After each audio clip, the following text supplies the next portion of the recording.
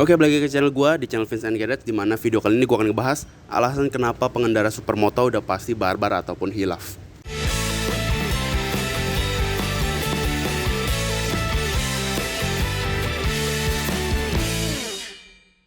Oke, selamat datang di channel Vince and Gadget, channel yang akan membahas hal-hal yang berhubungan dengan otomotif, terutama roda 2, yang semoganya akan ada juga roda 4. Sekarang kita langsung ke topiknya aja ya. Kenapa kalau pengendara motor supermoto nih yang kayak di samping gua, seperti motor trail dengan ban aspal ini, rata-rata orang itu barbar. Bahkan dimana orang yang mungkinnya alim, orang yang pengennya santai dikasih motor supermoto atau minjem temennya motor supermoto, begitu naik pasti langsung auto barbar. Agak jarang banget buat mereka jadi bisa kalem dengan motor ini. Dikasih kalem bentar tuh rasanya nggak cocok. Lebih cocok ini motor jadi motor barbar. Kenapa? Ada 7 alasan. Jadi kita ke perkenalannya lihat supermoto itu supermotor apaan sih? Supermoto adalah motor trail yang biasa ban motor-motor gunung ya, yang bannya gede-gede, ban pacul tanah, diganti jadi ban aspal yang bulat. Kita mulai langsung ke teknisnya aja ya. Yang pertama, jadi karena memang basis awalnya adalah motor trail yang didesainnya itu untuk tenaga bawah, rasio gear belakangnya itu memang buat tenaga bawah, yang enteng di bagian bawah, bannya juga karena bannya gede, ban pacul tanah jadi dikasih tenaga bawah.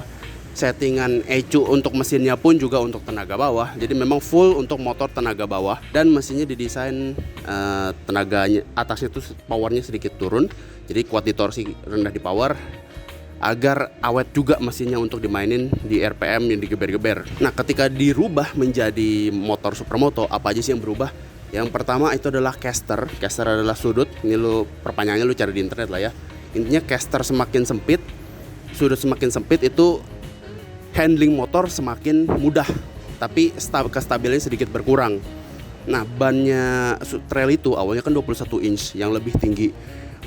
Pabrikan sudah mendesain casternya itu untuk motor ban 21 inch.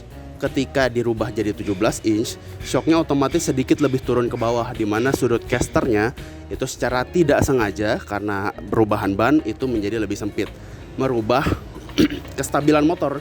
Jadi stabilnya itu berkurang dibandingkan dengan motor trail yang bannya ban pacul tanah 21 inch, tapi handlingnya juga jadi jauh lebih enteng. Itulah kenapa motor-motor supermoto itu suka barbar, suka belok-beloknya tuh gampang banget, karena memang casternya sudah jauh lebih enteng. Ditambah lagi dengan stangnya trail atau supermoto itu didesain lebar, karena memang kan kalau aslinya di gunung itu kan stangnya harus selebar mungkin biar handlingnya lebih enteng di bagian tangan. Kalau ada batu dan lain-lain, semuanya lebih stabil dikendarain. Nah, begitunya udah jadi supermoto, ya efeknya buat ngebanting setir, manuver, ngelewatin mobil di tikungan sempit itu juga jadi lebih gampang karena stangnya jauh lebih lebar. Lanjut lagi ke riding posisinya, karena memang motor ini motor trail yang bentukannya tinggi. Kalau lu yang belum pernah coba motor trail atau supermoto, itu pasti enak banget begitu pertama kali naik trail atau supermoto. Stangnya lebar kan, terus juga kakinya berdiri juga duduknya nggak tekuk-tekuk amat. Didesain nyaman banget ya enggak, didesain agresif banget yang sporty kayak motor balap juga enggak.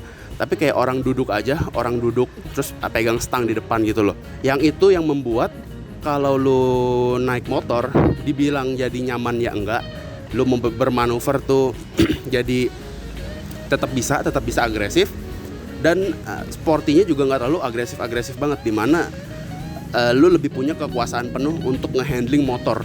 Sekarang kita mulai ke bagian mesin. Bagian mesin tadi ada ECU.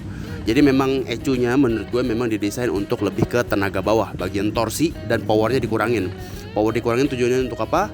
Biar lebih juga tidak memberikan stres lebih pada mesin, biar lebih awet. Kalau dalaman mesinnya gue kurang tahu ya. Kalau kebetulan WR ini kan pakai mesin yang sama dengan Fiction dan R15. Jadi bagian dalam-dalamnya yang gue tahu cuman beda di bagian koplingnya aja. Tapi kalau untuk desain knock-on as dan lain-lainnya gue kurang tahu. Tapi ECU-nya yang jelas dirubah karena peak powernya dirubah, beda jauh sama R15 ataupun Fiction yang memang peruntukannya adalah motor jalan raya. Sebagai contoh aja, nih gue gigi 6 di RPM yang aman-aman aja, masih di bawah VVA, RPM 6000 lah ya. 6000 di gigi 6 aja, terus kalau nggak salah speednya ada di 80-90. Itu gue rasa udah cukup banget buat di jalan raya. Dimana kita barbar, yang penting butuhnya ngerem, jalan, belok, gas lagi, rem lagi, belok, jalan, gas gitulah. Dan itu untuk 90 itu sangat cukup banget untuk sampai top speed di jalan raya yang ramai tapi lancar ya.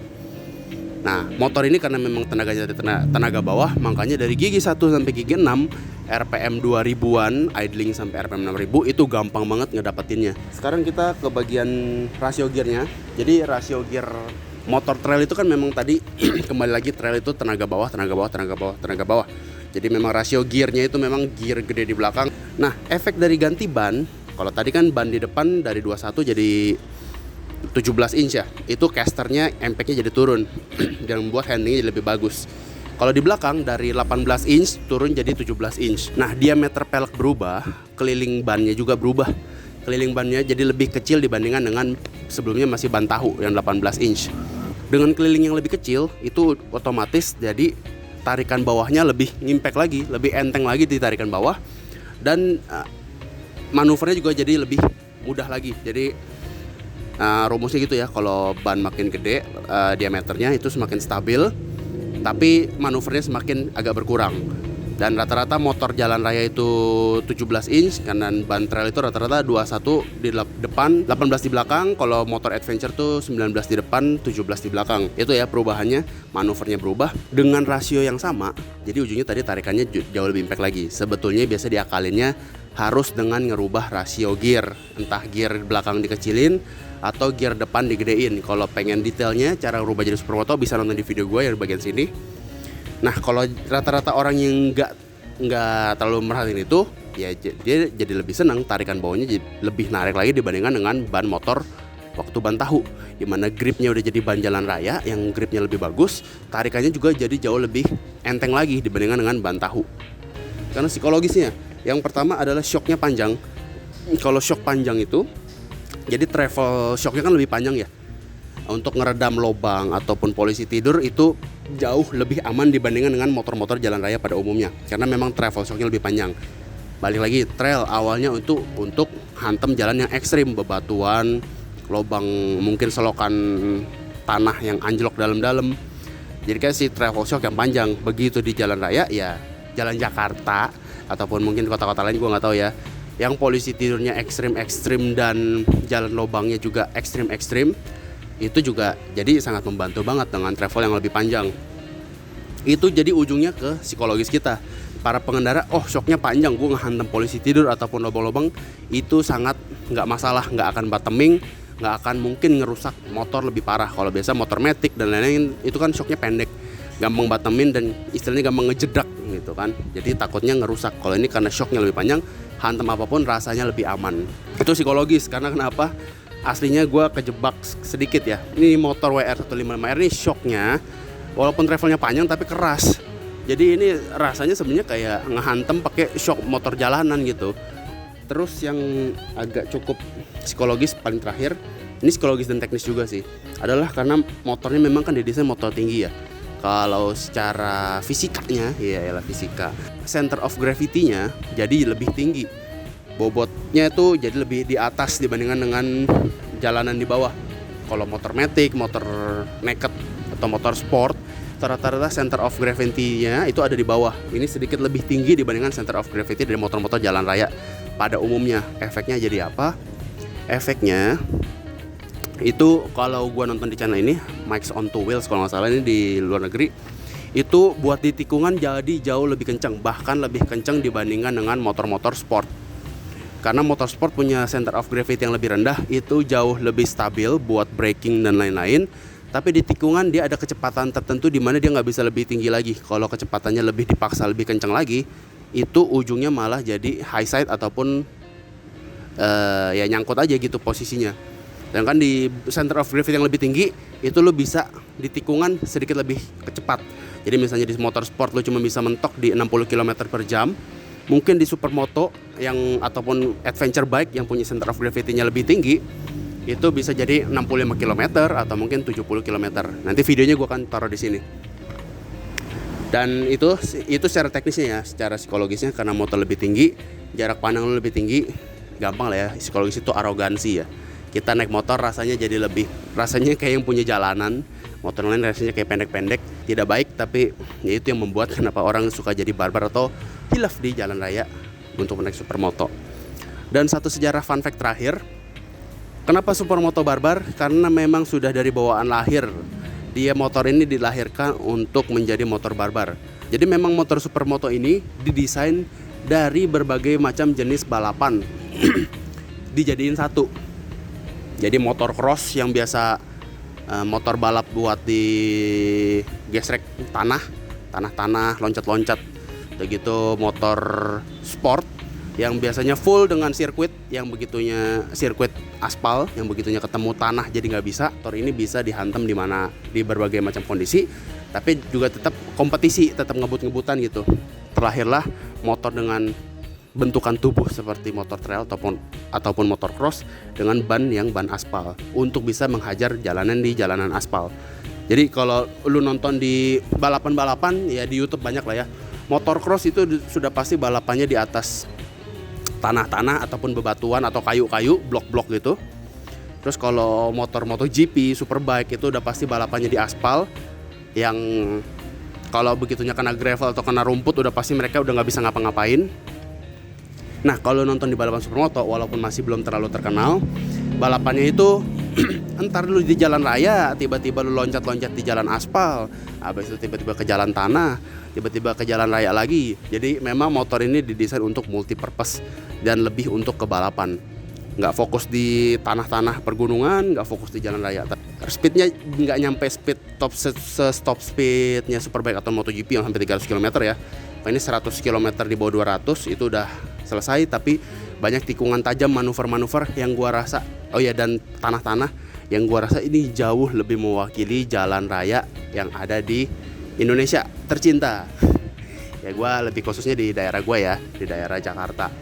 Yang masih jalannya ada yang seperti itu, ada aspal, ada tanah, ada lubang, ada polusi tidur ekstrim yang semuanya harus dibabat. Gua rasa motor yang lebih cocok dengan balapannya adalah motor supermoto. Oke, gua rasa ini videonya panjang banget ya karena memang penjelasannya ada banyak. Gua simpulin lagi ya. Karena caster pertama ganti ban dari 21 jadi 17, casternya turun lebih sempit. Jadi handling jadi lebih meningkat, kestabilan berkurang. Jadi untuk jalan santai itu buat stabilin tuh agak kurang, pasti lebih enakan handling belok-belok. Jadi udah bawaannya harus belok-belok. Tambah lagi stang yang lebar, stangnya jadi lebih enteng, handlingnya buat banting kanan kiri tuh lebih enteng karena kelebaran stang yang sedikit lebih ekstrim dibandingkan dengan motor-motor yang ada di jalan raya. Riding position yang tegak, nggak terlalu sporty, nggak terlalu nyaman juga. Jadi menurut gua untuk speed yang di bagian bawah itu lebih gampang untuk bermanuver. Terus ECU mesinnya sudah didesain untuk tenaga bawah dan lebih awet di tenaga atas. Tambah lagi gear belakang, rasio gear belakang karena pergantian ban dari 18 inch jadi 17 inch. Rasio gearnya jadi tetap stabil, tarikan bawahnya meningkat, tarikan atasnya menurun, yang biasanya harus diganti dengan rasio gear seharusnya. Shock panjang yang membuat secara psikologis kita pengen ngehantam lubang dan ngehantam polisi tidur dengan mudah. Terus ada center of gravity yang lebih tinggi, membuat motor bisa lebih kencang di tikungan dan susah mendapatkan kestabilan. Jadi kita akan selalu barbar entah kanan atau kiri. Dan psikologisnya tadi motor lebih tinggi, kita lebih arogan sedikit. Dan terakhir sejarahnya adalah ternyata motor ini memang dilahirkan dari base-nya memang balapan, bukan didesain dari kepentingan jalan raya. Yang menurut gue pada akhirnya ternyata kepentingan balapan supermoto itu sangat mewakili untuk kita yang ada tinggal di Indonesia, dimana aspal dan tanah itu sesuatu yang berhubungan erat ya. Jadi nggak terlalu kepisah jauh. Kita lagi jalan di jalan raya, tiba-tiba ketemu tanah, ketemu lubang, dan ketemu polisi tidur, yang sangat mewakili track yang ada di balapan supermoto. Oke, gue rasa video kan cukup. Like kalau suka, dislike kalau nggak suka, subscribe. Yang tertarik dengan motor-motor, kalau misalnya ada pertanyaan coba komen di bawah aja, gue akan bikin kontennya. Kalau misalnya suka video-video dari channel gue, boleh bantu subscribe. Gue Vincent, host dari channel Vincent and Garage. Sampai ketemu di video selanjutnya.